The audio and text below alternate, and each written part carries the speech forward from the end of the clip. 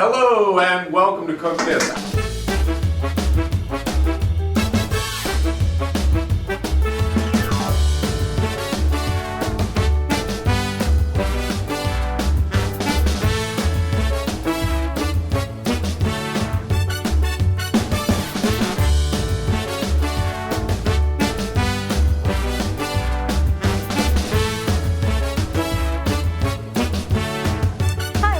This. I'm your host, Patty Sarkady. We have an exciting show for you today. We have Chef Cheryl from Cafe Liberty, which is actually an amazing program that we're going to learn about for veterans to learn the culinary arts. And we have some amazing judges here that we're going to get to know right now. We have Susan Spear, she's an OT at Advocate Healthcare, and Miss Dawn Ives from our Quest Food Management here at RB.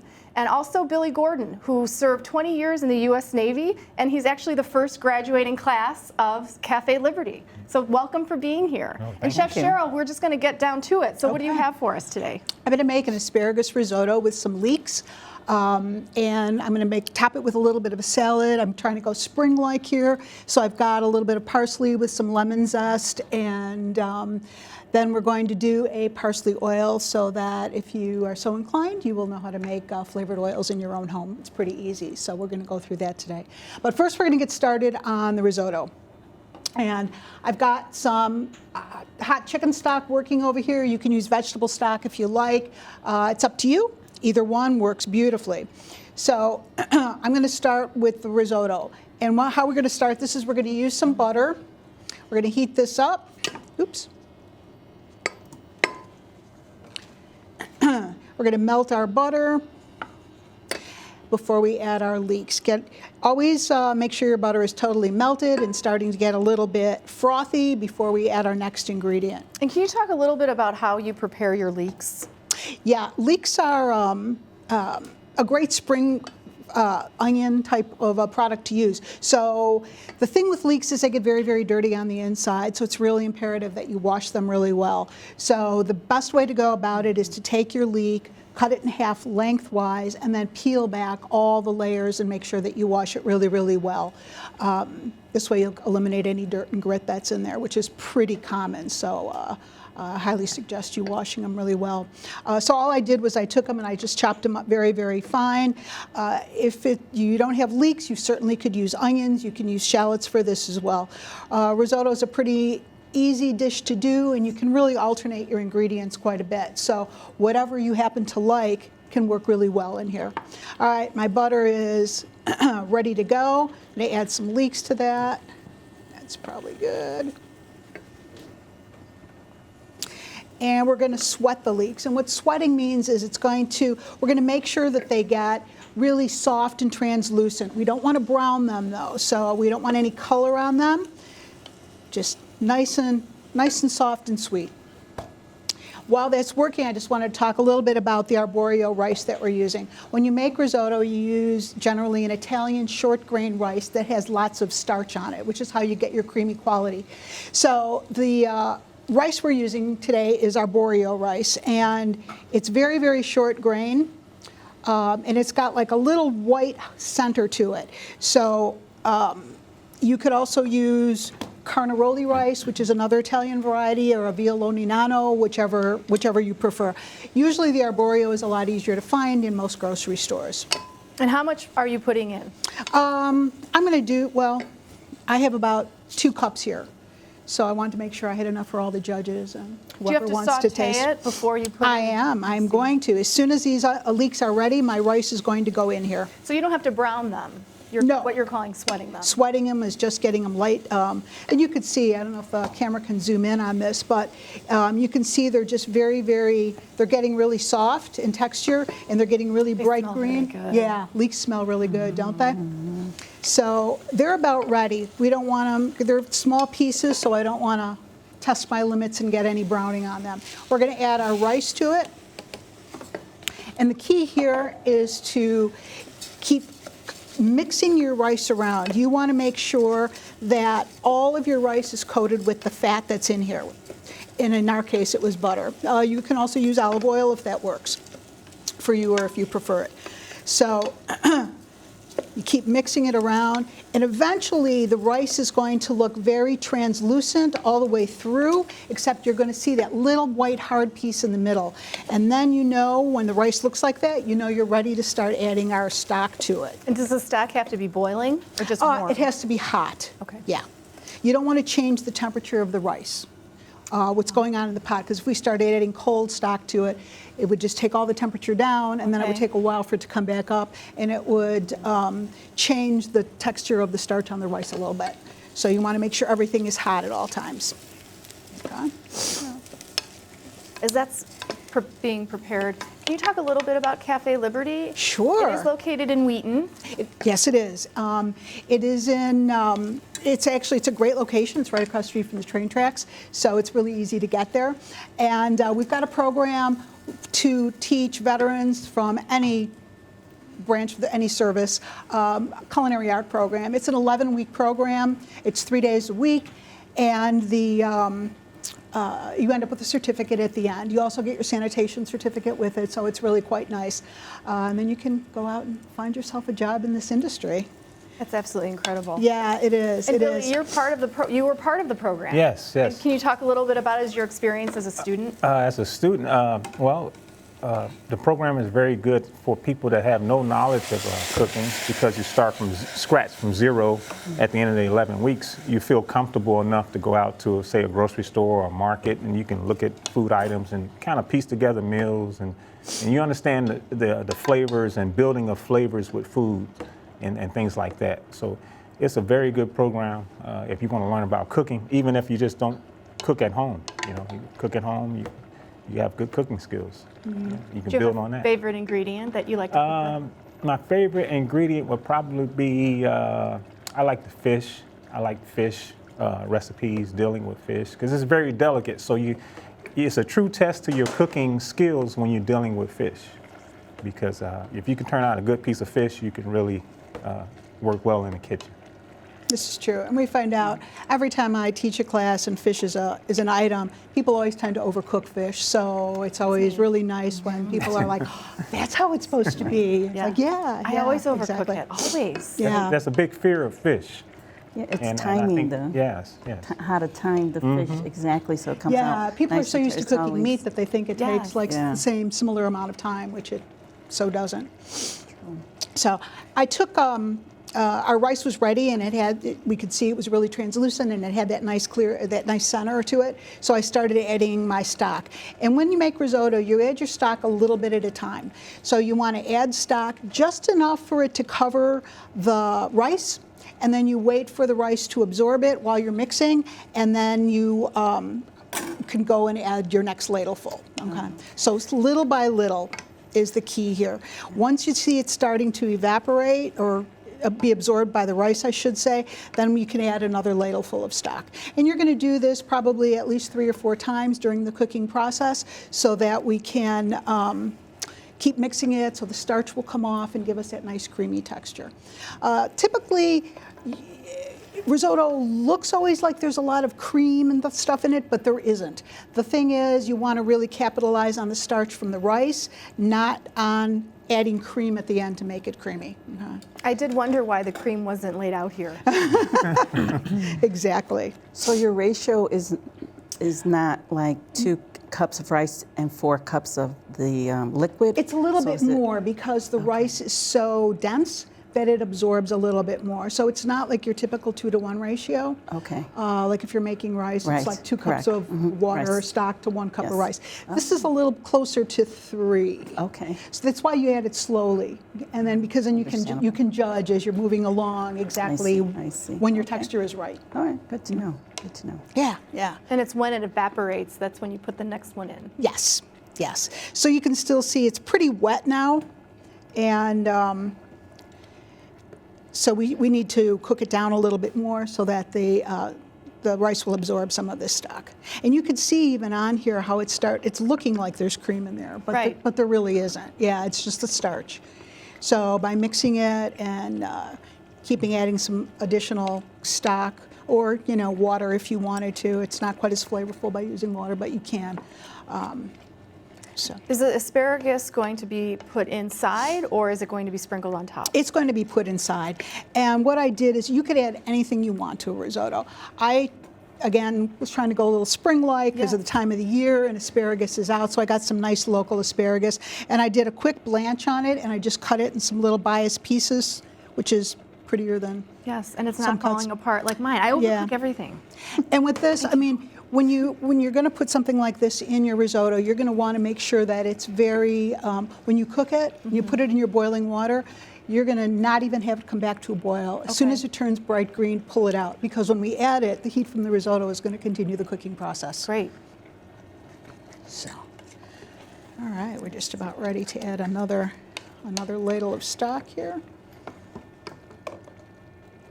Since the summer season has been upon us, is there a particular ingredient at farmers market that you cannot wait for the farmers markets to start? I'm a huge asparagus fan, and once that goes by the wayside, corn. Oh, great. Yeah, and you can make a great corn risotto as well. Yeah, when you've got nice sweet corn, you can just take it right off the cob and toss it right in. It's a beautiful thing. I wait all year for corn, and then when it's gone, it's like so sad. But because and then after the corn leaves, then you got the tomatoes, and then once so it's you get to reap the benefits of all of those. Because unfortunately, in Chicago, in the middle of winter, our tomatoes, corn. You don't get much of that. So anyway, we're going to let this simmer for just a little bit. Maybe we'll take a break now, and then we'll come back and finish up. Chef Cheryl, thank you. You're welcome. And we will be back shortly. Hi, welcome back to Cook This. I'm Patty Sarkady, with me Chef Cheryl from Cafe Liberty. We just finished the risotto, and so now what we're working on is the flavored oil. So what do we have to do that? So to make a flavored oil, it's best to use sort of leafy herbs. You can use basil, it works really well. I'm using parsley because I'm doing a parsley salad with our risotto. So all you do is you boil some water, excuse me, with some salt, and we're going to throw our parsley in. And the reason we're doing this is we want to make sure that our parsley gets just bright green, okay? Sometimes when you take parsley or an herb, especially basil, and we put this just plain in a blender and you blend it with some oil and try and make a flavored oil, the basil will start turning really dark. All your herbs will turn really dark when you're doing that because of the heat and the centrifugal motion of our blender. So that's what we've got here at this point. So it's just bright green. It's not even coming back to a boil. It's just kind of wilted. And we're going to take it out. We're moving down to the blender here.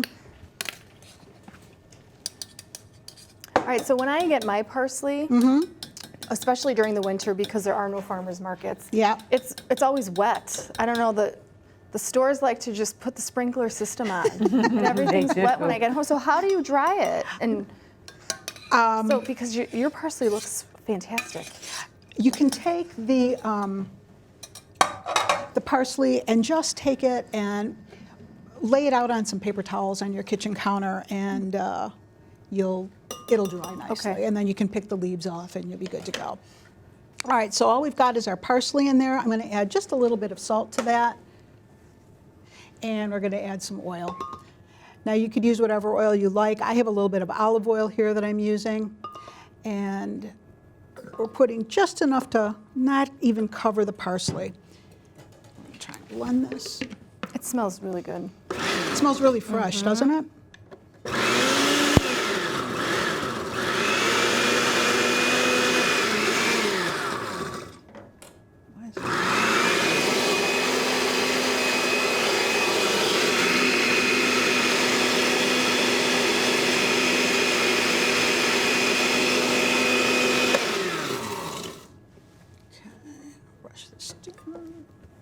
How long have you been teaching at Cafe Liberty?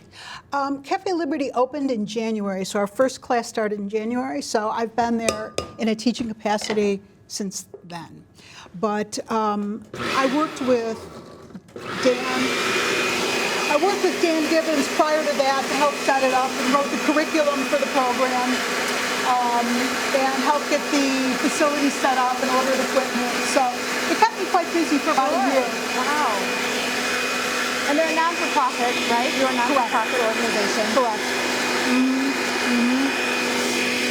right, while that's going, it's almost ready.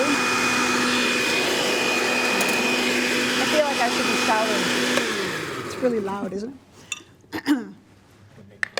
All right. Like garlic and All right, so we're going to take this, the parsley oil, and we're going to put it in a small strainer, and we're just going to let this naturally fall through. Don't press it because you'll get little pieces in there. Just let it naturally drain.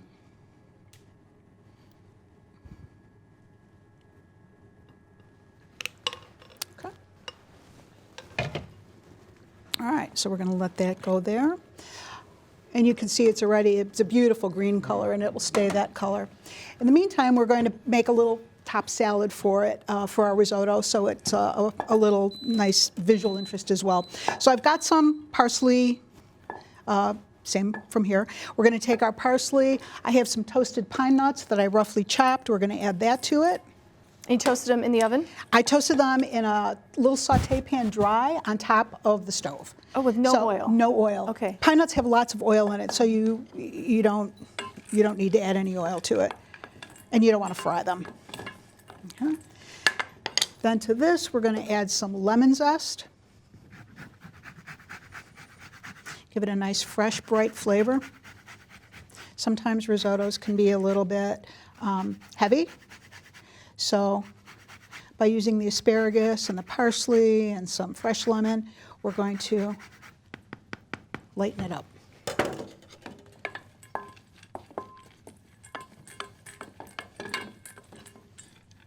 Are you ready for the cheese? Or that's last. Just about, yeah. Actually, I can put a little bit of it right in here. What was Look at the that. oil you used with the parsley when you blended it? I used olive oil, Olive oil.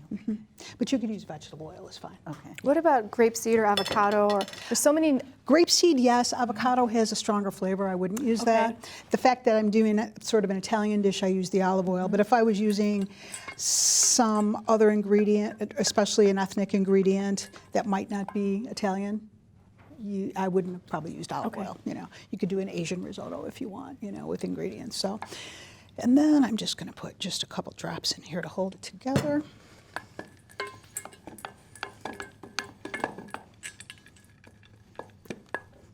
Okay. So that's our topping, and we're going to use this on our risotto as a little extra garnish. Okay.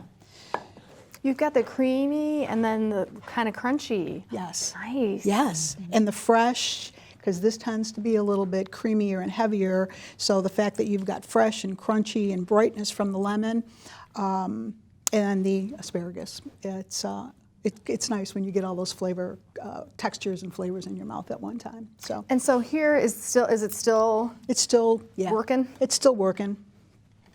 It'll probably take a couple minutes. You can see the color. It's just really, really beautiful. Yeah. And then you put all of that goes in? Or That, you I'm just drizzle going to it? use that on the spoon and drizzle a little bit on the top. So you're going to really see it. It's going to really stand out and really showcase the asparagus that's in there, the green of the asparagus that's in there.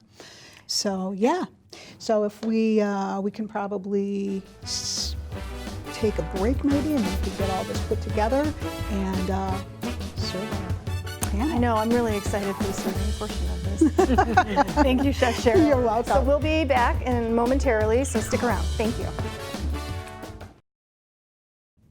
Hi, welcome back to Cook This. I'm Patty Sarkady with Chef Cheryl from Cafe Liberty. And I just want to introduce our judges one last time because we are going to start plating some food so they can enjoy and test. Susan Spear, Dawn Ives, and Billy Gordon are here to enjoy some of your culinary delight. So let's start finish plating. it up. Okay. So our risotto was done.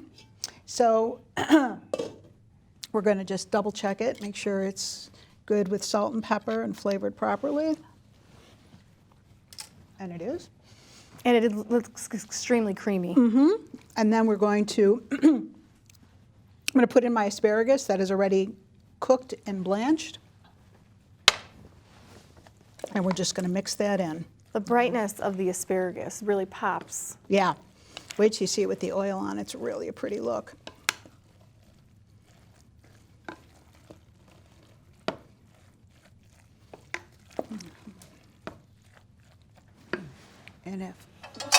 going to take a tiny bit more stock in there just to creamy it up.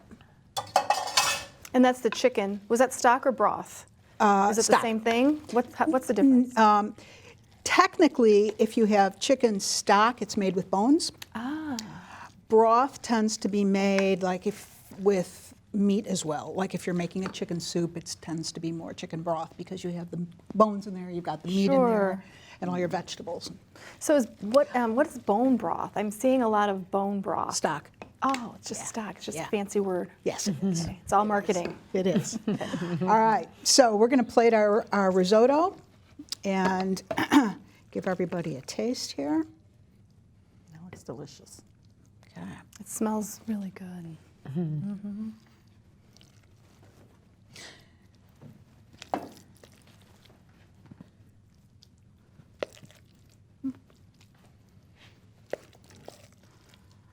Risotto is generally served as an appetizer, so smaller portions are appropriate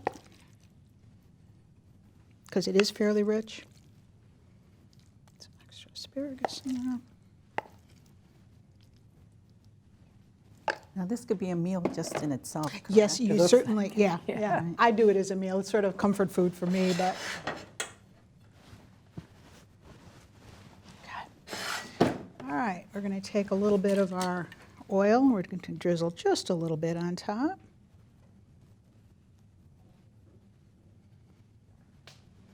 I'm really amazed that you're able to take the culinary knowledge that you know and share it with so many veterans in the short amount of time that your program is.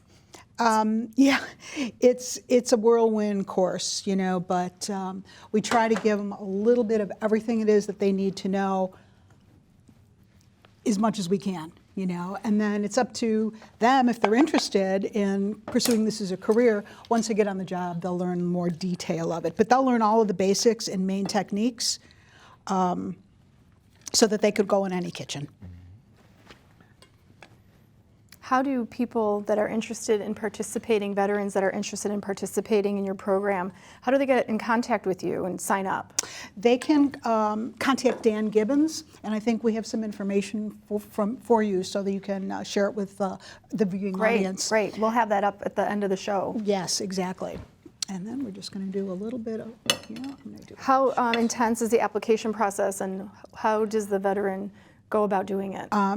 They meet Dan, and basically all they need to do is set up an interview with him, and if they're interested in pursuing this in some fashion, and we have openings, we're totally amenable to having anybody that is interested in coming on board, come on board.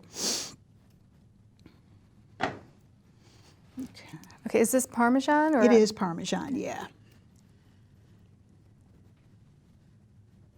Okay. There we go. Okay, here's one of the 3 plates. If you can get how beautiful that looks. Yeah. Can you see that oil on there? Yeah. The colors are perfect. Yeah, it is a pretty green, isn't it? So you're probably ready to eat this, yes? Ready to try. We'll pass that down. There you go. Thank you. Uh-huh. Look at that. Thank you. Looks yummy. You're welcome. Ready to dig What in? they say. I'm ready to You need a dig plate, in. don't you? Oh, A little bit of everything. thank you. Yeah. Just put it. Wow. It's really good. I can't wait to try it. Delicious. Now you see why I like the class so much. Oh, yeah. How long is your day? It's relatively short for me because you're so preoccupied with setting up your mise en place and getting your ingredients and preparing your dish that before you know it, the time is gone by. You're there from 9 o'clock to 3 o'clock, 3 p.m., 9 a.m. to 3 p.m., but it seems like it goes by relatively quick. And do you take roles of all different types of careers in the kitchen, like sous chef, chef, pastry, or do you focus on one particular? I think it's a personal preference, whatever you're more comfortable with. Some people are more inclined to do pastry because they're really good at it, and others are really well suited to do other menu items, doing food, chicken, beef, those type of things.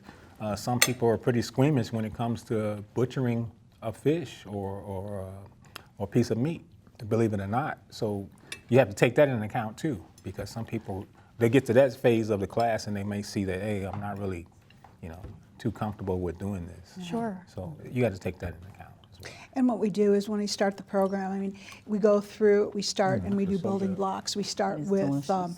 making some stocks, and then we go to soups, and then we make sauces, and then we go to meats, and then we go to seafood, and then we do some baking, and in between we do some starches and vegetables. So we do it in baby steps, so they get techniques of all different types of cooking.